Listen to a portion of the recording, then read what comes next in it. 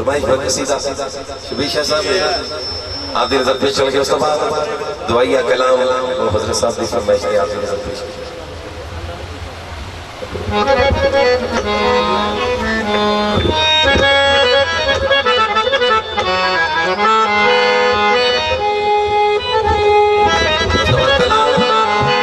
पंजाबी का नया कलाम जो अज दे उर्स लई स्पेशली तैयार करके लेके उस तो बाद कलाम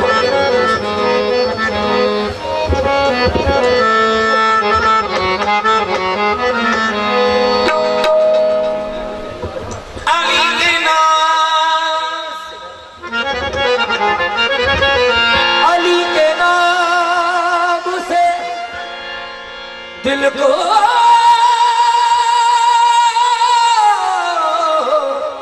सकून मिलता है, इन्हीं के घर से हक का कानून मिलता है। मैं उस अली का अंबर जिक्र करता हूँ कि जिस अली का मोहम्मद से खून मिलता है। मैं उस अली का अंबर जिक्र करता हूँ कि जिस अली का मोहम्मद से खून मिलता है। अली ओसलो आख दे है नबी बा 70 ऊंटां दी जेड़ा कतार देवे। ये ओ घराना है कि जेड़ा एक बारी इस घर ते आंदा है सारी उम्र भी पुर हो जाता है। अली ओसलो आख दे है नबी बा 70 ऊंटां दी जेड़ा कतार देवे। एक बंदे ने सवाल किया मैनू कि जी वो वक्त से जो सरकार गौस पाक रज़ियल्लाहु अन्हु बेड़े तरांदे सन, हुण नहीं कोई ऐसा है। मैं क्या है पर सानू कहन दा अर्जी पेश करन दा वल कोई नहीं, क्योंकि साडियां सोचां ही होण। हर दौर का एक कलंदर होया, दुनिया के अंदर 2.5 कलंदर गुजरे, लेकिन हर दौर का एक कलंदर होया। बात खैर शाह साहब ने पहले किया कि टाइम में खातरे मलहूज रखते हैं, चुके ये इंतजामिया सिक्योरिटी की मेहरबानी कि जड़ा इतना साढ़े नाल वो लेंथी टाउन कर रहे हैं, क्योंकि हालात मुल्क के इस तरह के ने कि सिक्योरिटी बहुत सख्त हुई पी। पर इंतजामिया का सादात की तरफों और जितने भी इस पंडाल च बैठे उन्होंने तरफों इन्होंने खुशामदीद और ते दिल दे नाल इन्होंने खुशी का इजहार असीं अपनी अकीदत पेश करते इन्हों की नज़र कि इन्हों की वजह तो एक सुकून बरपाया। निगाह करम पाका ने अली ओसनू आख दे है नबी बा 70 ऊंटां दी जेड़ा कतार दे। आप याली शाह सरकार तिजारत की गरज दे नाल सफर कर रहे, तिजारत का सारा सामान आप दे नाल है, ऊंठा ते काफला जारी है, सामान लद्या है। भाई दोस्तों तवज्जो है, अगर ते है तो अगे गल पेश करिए, जैसे दी तवज्जो है हाथ खड़ा करे, चूंकि जिक्र बहुत बड़ा है। कायनात ते छोटी जी जिक्र बहुत है, नाम ये उस घराने का जिक्र कर रहे हैं जिस घराने च असीं प्रोग्राम कराना है। आले नबी औलादे अली बैठे ने। या अली शाह सरकार सामान उठा ते लद्या, तिजारत दा काफला जारी, शाम हो गई। मौला ने हुक्म दिता कयाम कर लो, रुक जाओ, पड़ाव डाल लो, अगले दिन सफर की रवानगी की जाएगी। सरकार या अली शाह सरकार के हुक्म के मुताबिक खैमे लग गए, दीवा बत्ती जल गई, चिराग जल गए। थोड़ी देर गुजरी, उसे एक साहिल का गुजर होया, सदा की लगा रहा है कि भुख लगी है, रोटी चाहिए। सरकार या अली शाह सरकार ने आवाज पई, आपने अपने साथी को हुक्म दिता कंबल। अर्ज कर लगे जी सरकार यह जड़ा साहिल सदा लगा रहा है इसको मेरे को लैके आओ। हजरत कंबर गए, जाके साहिल का बाजू पकड़िया, लिया के सरकार को पेश किया। सरकार ने पूछा भी बेलिया की गल है? अर्ज कर लगा सरकार भुख लगी है, रोटी चाहिए। आपने दोबारा हुक्म दिता कंबर साहिल को रोटी दो। हजरत कमर अगे वर्ज कर लगे, हुजूर थोड़ी जी देर लगेगी, रोटी संदूक ही चाहिए। आपने फरमाया देर नहीं लगानी, इसमें संदूक ही दे। सरकार संदूक ऊंट उत्ते, आपने फरमाया सोचने का टाइम है नहीं, इसमें ऊंट दे। सरकार ऊंट 70 की किताब देते, सारा तिजारत का सामान है। आपने फरमाया देना ओदी रात है, सोच के देना कि की देना नहीं, इसमें 70 की किताब ही दे। हजरत कमर ने मुहार और साए च हाथ बढ़ाई कि लै भी बेलिया जा के सब तेरा। उस वक्त दे साइलां दा ज़रफ भी बहुत बड़ा सी, उन्हां दा इतकाद सी कि रब ने जो वादा कीता वो पूरा करदा। उन्हें क्या कि मैं खुआ के सवावांगा, बंदे नूं भुखा नहीं सवावांगा, खुआ के सवावांगा। ਉਹਦਾ ਇਤਕਾਦ ਸੀ। ਅੱਜ ਦਾ ਇਤਕਾਦ ਹੋ ਜੇ ਤੇ ਨਾ ਸਾਨੂੰ ਟੈਕਸ ਦਾ ਰੌਲਾ ਪਵੇ, ਨਾ ਕਿਸੇ ਹੋਰ ਸ਼ੈ ਦਾ। ਬਾਬਾ ਜੀ ਇਹ ਤੇ ਪਤਾ ਨਾ ਕਿ ਉਹਨੇ ਖਵਾ ਕੇ ਸਵਾਲ। ਉਹਨੇ ਸਾਇਲ ਨੇ ਰੋਟੀ ਕੱਢੀ, ਸੰਦੂਕ ਚੋਂ ਕੱਢ ਕੇ ਕਹਿੰਦਾ ਮੌਲਾ ਮੇਰਾ ਇੰਨਾ ਹੀ ਸਵਾਲ ਸੀ, ਪੂਰਾ ਹੋ ਗਿਆ ਸਭ ਕੁਝ, ਤੁਸੀਂ ਆਪਣਾ ਵਾਪਸ ਲੈ ਲਓ। ਅੱਗੇ ਘਰਾਨਾ ਕਿਹੜਾ ਹੈ? ਸਰਕਾਰ ਫਰਮਾਉਣ ਲੱਗੇ ਗੱਲ ਸੁਣ, ਇਹ ਉਹ ਘਰਾਨਾ ਹੈ ਜਿਹੜੇ ਕਿ देना जानते लेना नहीं जानते, ये जो दिता सो दिता सब तेरा। तो फिर मैं क्यों ना कहूं कि कल्ला काबा ही नहीं दुनिया से, कल्ला काबा ही नहीं दुनिया से, लखा उजड़े वसाए अली।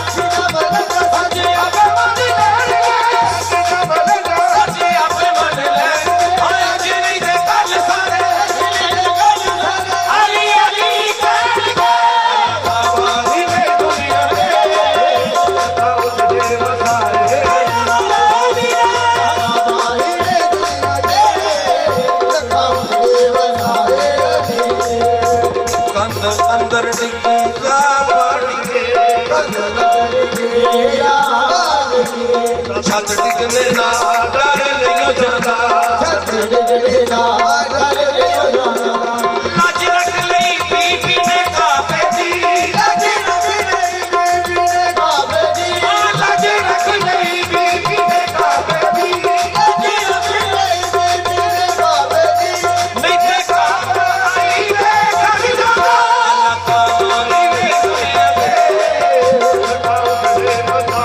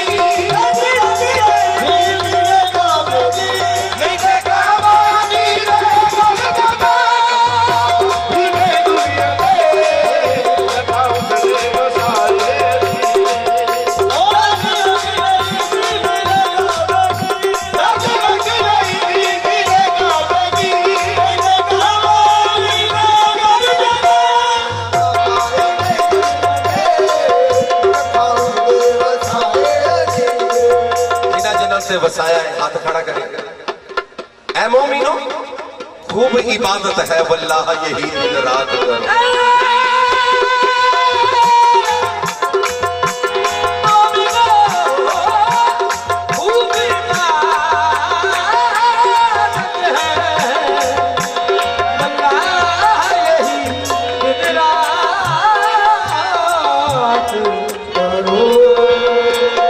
दुखी पंजवे साडी हर वेले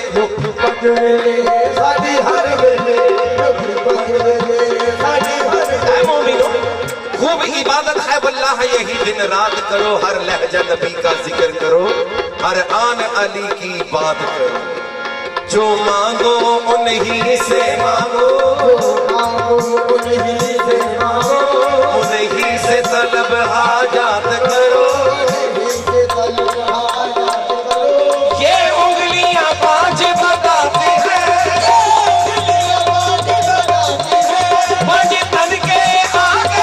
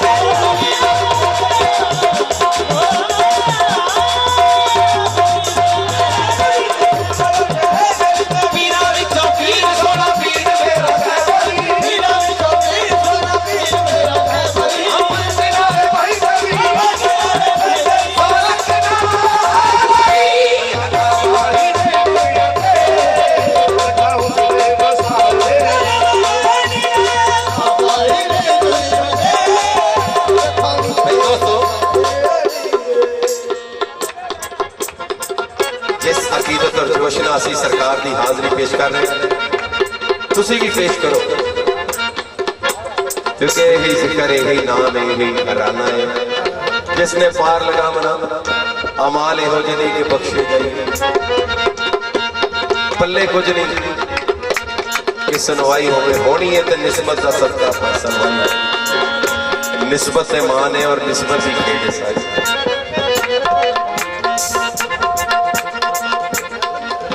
अक्सर लोगों ने पूछा कि मलंग क्यों इतना याइली बाबा अजय भी नहीं जाके पीछे क्यों इतना याइली कर रहे हैं, जितने मवाली बैठे सरकार ने मलंग बैठी बाबा जी। आप सरकार ने एक फैसला किया कि मैं अपने जुब्बा आज अपने चौ यारा चो एक जाने कचहरी लगी, दुनिया इकट्ठी हो गई। सरकार ने सब तो पहले हज़रत अबू बकर सिद्दीक रज़ियल्लाहु अन्हु बुला के फरमाया, सिद्दीक अगर मैं अपना फकीरी का जुब्बा तुहानू दें तो की करूं? आप अर्ज कर लगे हुजूर अगर थोड़ा फकीरी का जुब्बा मैनू मिल जाए, पूरी दुनिया सच्चाई होगी, सदाकत होगी, कोई झूठ नहीं बोलेगा। आपने फरमाया ठीक।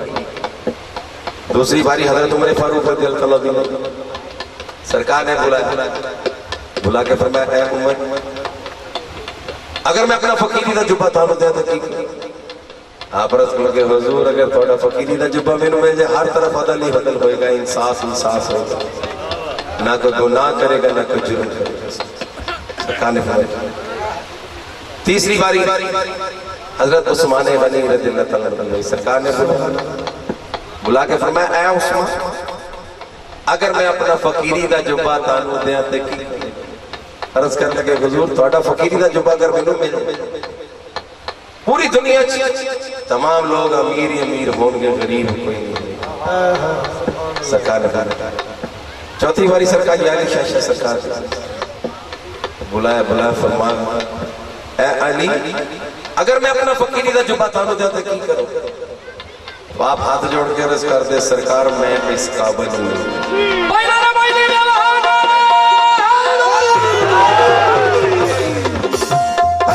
सरकार फिर भी अगर मैं बुलाया, अगर मैं अपना फकीरी का जुब्बा थानू दे तो की करो? अर्ज कर लगे सरकार अगर थोड़ा फकीरी का जुब्बा मैनू मिल, पूरी कायनात थोड़े जिन्ने गुनाहगार उम्मती का थोड़े मैं चुप्पे थले अपने लोग की जोश ਅਸੀਂ भी पेश कर रहे हाजिर सरकार की ਤੁਸੀਂ पेश ਆਪੀਨਾ ਵਿੱਚ ਪੀਰ ਸੋਨਾ ਪੀਰ ਮੇਰਾ ਬੜੀ ਪੀਰ ਸੋਨਾ ਪੀਰ ਮੇਰਾ ਆਪਣੇ ਨਾਰੇ ਭਾਈ